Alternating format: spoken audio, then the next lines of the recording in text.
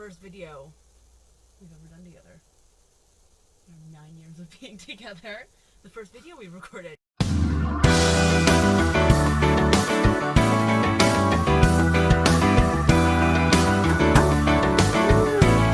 Update!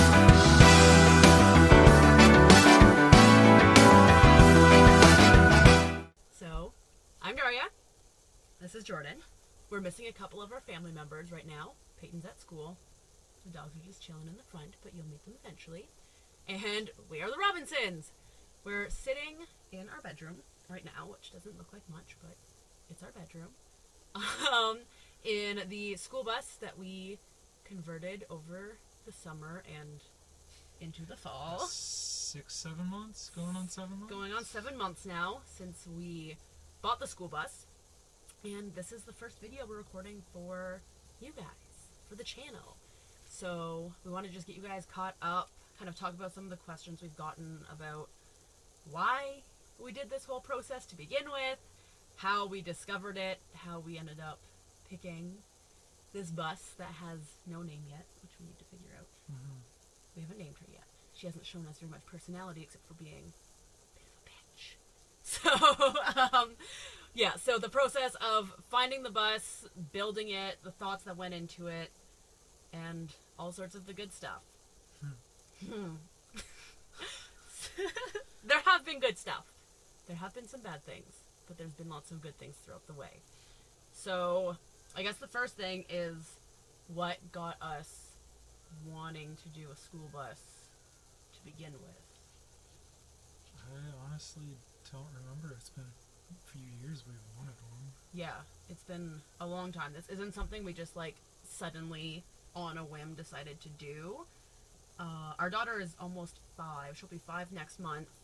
And before we even had her, I think we saw this cool done up German bus Unimog type thing. Yeah, it was an old military vehicle. Yeah, in a town that we lived in. And it was like an old couple that had this completely done it up. It was beautiful. The thing was, it cost an absolute mint. And we thought it was just the coolest thing ever. And originally, I think we wanted it to be like a retirement plan dream. And then I think it was like the summer of 2020 when things first went to shit. Yeah. We almost bought a short bus. Which I'm glad we didn't. Yes. We filled in a 36-foot bus really, really quickly.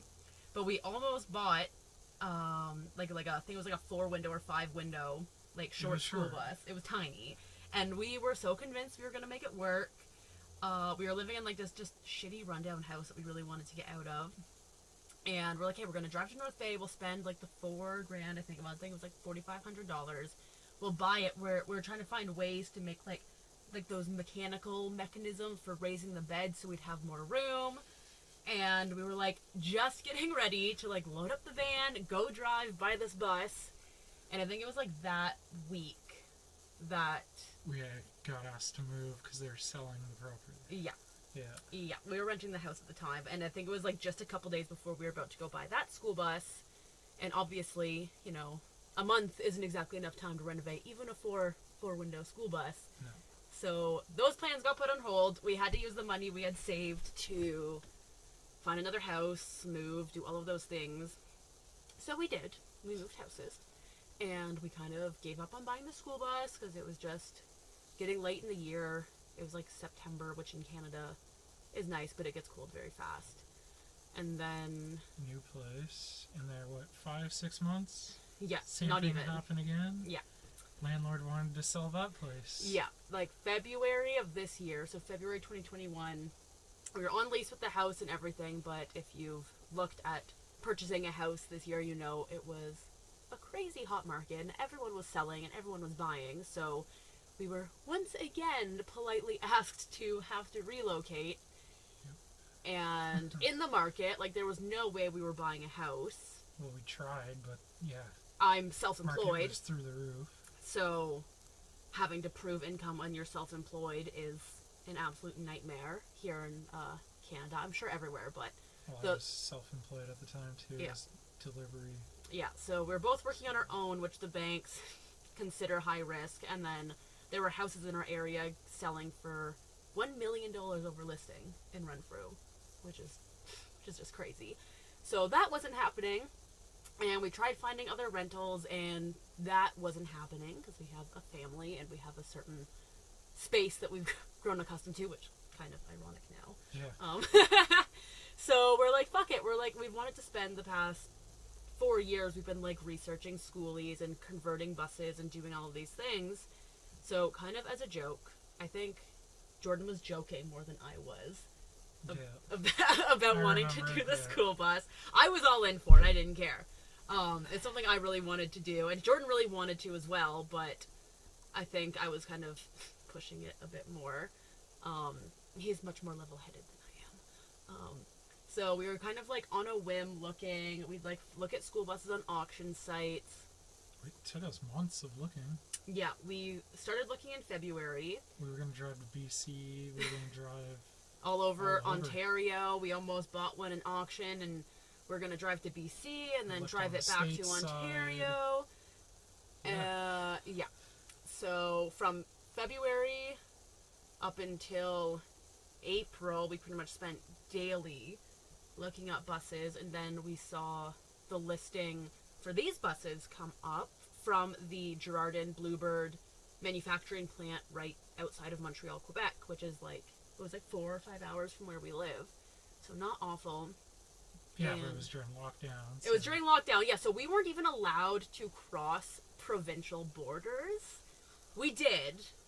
We got stopped by the police and they weren't very happy with us, but we had proof of sale, so we were allowed. Yeah, so we saw the posting for this bus, middle of lockdown, everything's gone to shit, and we're talking to the girl, and all of these buses were just coming off the line. So this bus was active up until 5 days before we bought it, I think, on a school route. So we knew they were at least decent buses.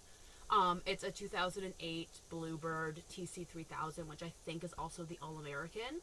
It's front engine, flat nose, 36 feet, so 72 passenger, I believe. So we messaged them. We paid a $500 deposit in April, and we had to wait for it to come off of the line because it was still active. And I think it was May 5th of this year that we actually drove down quasi-illegally, I guess, to pick her up. And we had to drive her home after only ever seeing pictures, only ever talking to the sales rep. But she was amazing. Yeah. She was like the coolest lady ever.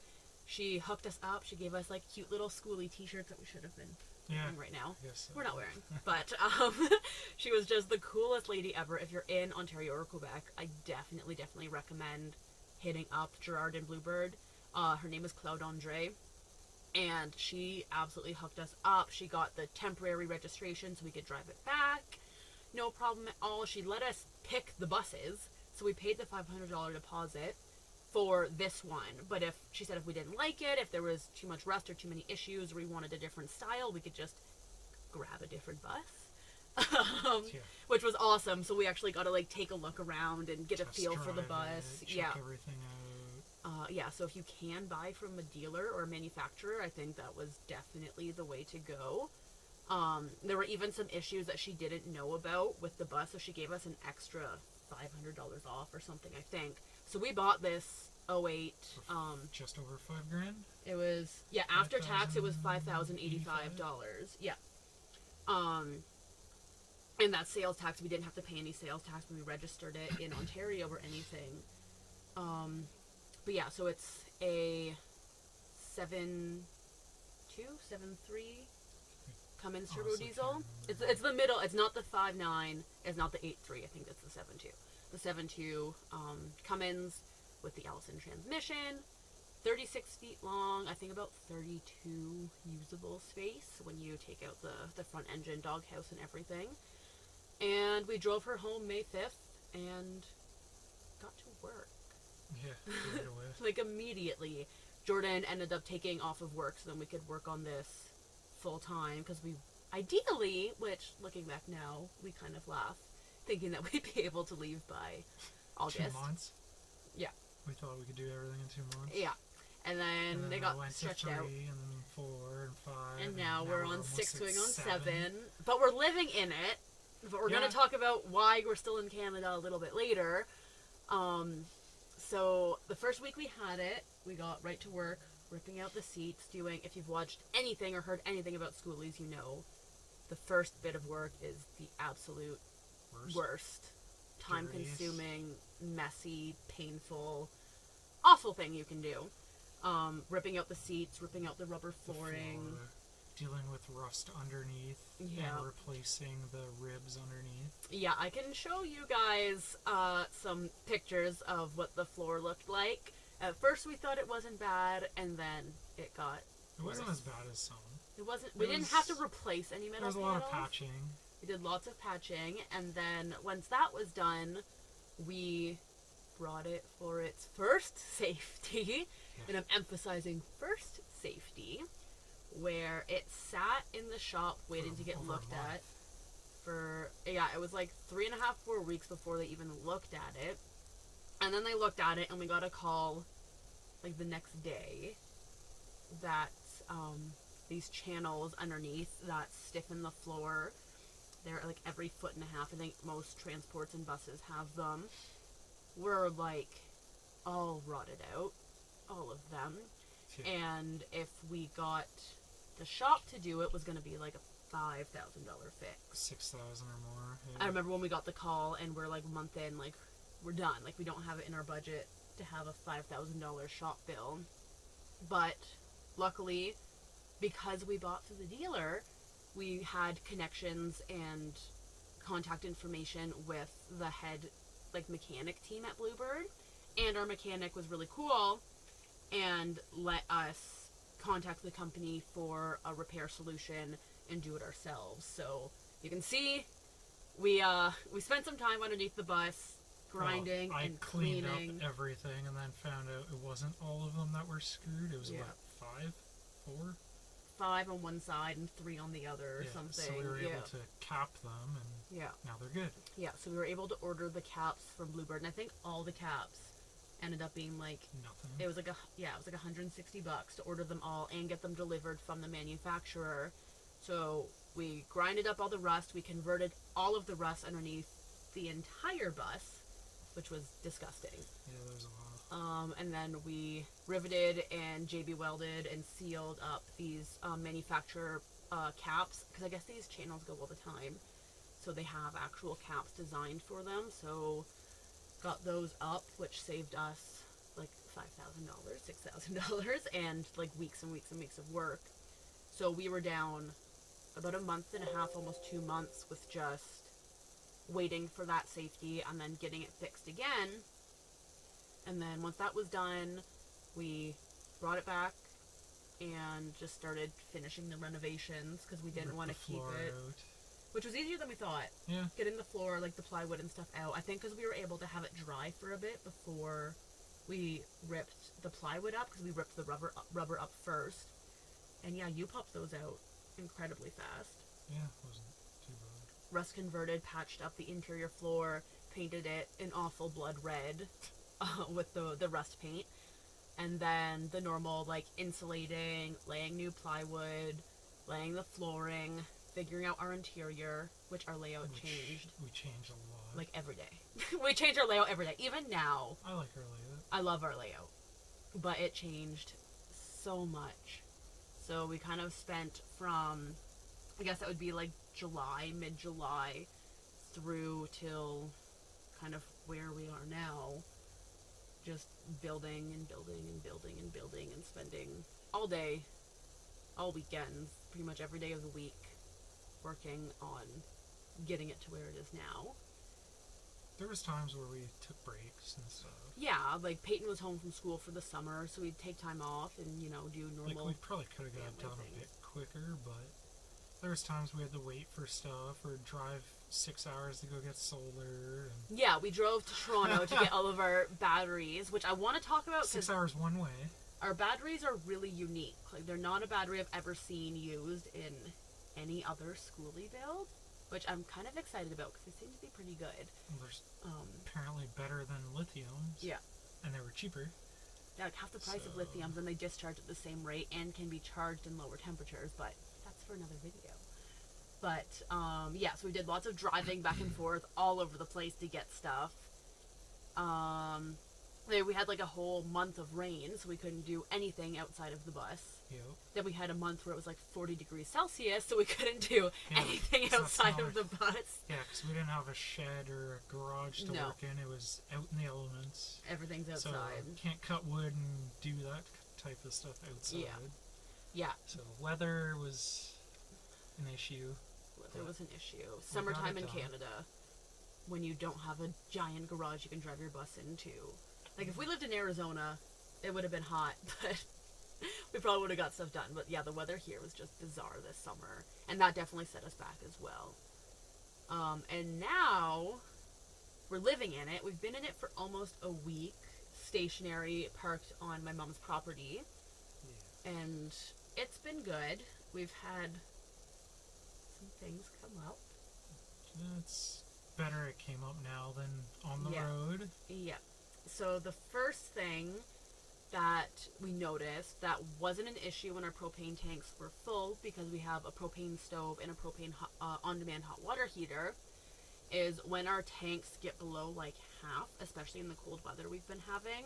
There's no pressure. There wasn't enough pressure with the regulator that we had to do anything. The showers wouldn't get more than like 80 degrees Fahrenheit. We couldn't use the hot water and the stove at the same time because there wasn't enough pressure. There was barely enough pressure to cook on anything. The stove. If you did, it'd be a lot slower. Yeah. So, Jordan and my stepdad troubleshooted that, and it turns out there was like a weird collection of issues. So we just bought a new regulator. And hoses. And we had to like fix Drive the one to bottle. Another town to get hoses, because this town didn't have hoses, but got the regulator here. Yeah, so that was another $200 into something that we didn't think we would need to, but that's not that bad. No. And then we're like, okay, great, this is good. Now we're living in amazing. It. Now, yeah, the water gets like 180 Fahrenheit in like no time at all. Like, I had to jump out of the shower because it was way too hot. And I like my hot showers. I'm a girl. I like it to like melt my skin off, but it was a little much. So that works great. Yeah. And we had about a day of bliss where everything was working fine. Everything was great. We were all cozy. And then went to move the bus from one driveway to the next. Literally, what? 200 feet? Not 100 even. feet? Yeah. To the other driveway, and the brake line blew. Yeah. After safety number 2. Like I said, after safety number two, the brake line blew. Yep. But at least it happened now than on the road. Exactly. Because there's no brakes at all. Yeah. Pretty much. Yeah. So Jordan was doing like 5 kilometers an hour versus what this tops out at like 100 kilometers an hour. To have a brake line blow. It was ideal, I guess. Not ideal, but best case scenario for the worst case scenario. And luckily, we still have our contacts at Bluebird, so we can still get parts. And we have a heavy diesel mechanic in the family, so he can help us out there in terms of like replacing the brake line. But things look more rough than anticipated under there after looking a bit closer at that. So we think we might do some other repairs while we're down there, possibly on the brake lines. Yeah. Just so we don't have issues in the future. So that's another unexpected incidental that we've had. But it's doable. But it's doable, and it's somewhere that we're parked, we're safe, we have family, we have support, all the things that we need. But like we said, we were hoping to be on the road months ago, and now we're still here. We were hoping to beat the snow, but I think we're going to be getting stuck in. Yeah, it's already snowed like 3 times this week. Not enough to stay, but we had freezing rain yesterday, snow yesterday, snow the day before. So, that last clip got cut off because rookie mistake. Like I said, we don't just not know what we're doing with building the bus, but also with YouTube, especially with YouTube. And didn't check the memory available, and we ran out of memory, so we lost like 10 minutes of that clip which I think is probably a blessing in disguise because we just started gabbing on. We just started gabbing on and talking about stuff that we probably didn't need to elaborate so much on, at least not in this video. And we got the gist of this 6-month progress, from the process of buying the bus, renovating it, all the things that have happened and got us to the point of currently living in it, stationary for now.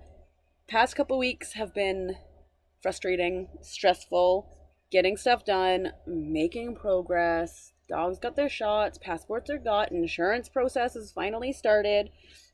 All we're waiting on now is the final third safety, I guess, that we're having to get done so we can fully register it.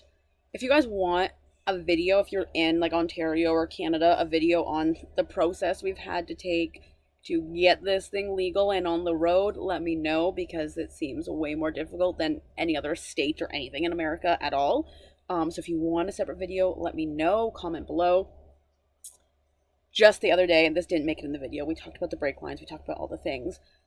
Just the other day, to top everything off, all of our smoke detectors, CO detectors, and propane detectors all decided to malfunction. So, little piece of advice through unfortunate lived experiences. If you are living in a schoolie or any sort of conversion and you have these monitoring systems, which obviously I highly recommend that you do, make sure, one, that you have adequate airflow going in and out of your bus. If you're too airtight, if there's not enough flow to get these things going, it can set off nuisance alarms. It can, obviously not good if you have things combusting to not have airflow. Also, it causes condensation and moisture, so electrical components don't like that either. And just make sure you read your instructions on distances, on how far away to install these detectors from the things that they're supposed to be detecting and protecting you from, because we realized we had our CO detector too close to our diesel heater. But it can't be too close to the bathroom down the hall either, because the moisture will mess it up. So just be careful, do your best to figure things out. And we got a CO detector that has a digital display, so we can actually read the particles per minute and know if things are making sense, if the alarms are making sense and whatnot. But that's the video. This has been our 6-month progress. Hopefully, our next Friday vlog, at least, we will be ready to hit the road and ready to get things moving. New vlogs every Tuesday and Friday.